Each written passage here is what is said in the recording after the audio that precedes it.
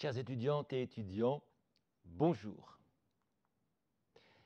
Sans doute, vous souvenez-vous que le prologue du troisième évangile nous avait servi de point de départ pour faire l'archéologie des évangiles. L'évangéliste indiquait que d'autres avant lui avaient composé un récit. Cela nous a conduit à chercher les sources des évangélistes à l'aide de la critique des sources. L'évangéliste indiquait également que ces récits étaient composés à partir de ce qu'avaient transmis les témoins, les serviteurs de la parole. Il pointait ici l'étape d'une transmission orale que nous avons abordée avec les travaux de la critique des formes notamment. Enfin, ces récits concernaient des événements. Nous avons mené l'enquête sur l'événement Jésus par la critique historique. Ce sont trois expressions du prologue qui retiendront cette semaine notre attention. Premièrement, il me sembla bon à moi aussi. Le « je » de l'évangéliste s'exprime ici. Quel est l'impact de ce dernier dans la composition des évangiles? Est-il un simple compilateur de sources et de traditions, ainsi que le concevaient les pionniers de la critique des formes? Deuxièmement, l'évangéliste entend composer un récit, diégésis. La diégésis, c'est un récit combinant des épisodes. Ce n'est pas une histoire brève. Elle implique un travail d'organisation des épisodes. Troisièmement, l'évangéliste veut faire ce récit de manière ordonnée, caphexès. Ce terme technique implique l'idée de succession, d'ordre. Il peut pointer ici le respect de la chronologie, ou l'exhaustivité du récit, ou la cohérence de la composition littéraire.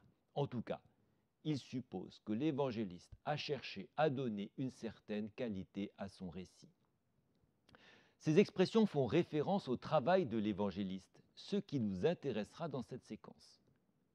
Comment ont-ils traité les traditions et les sources qu'ils ont reçues? Vous trouverez la deuxième section de ce cours sous la forme d'un diaporama.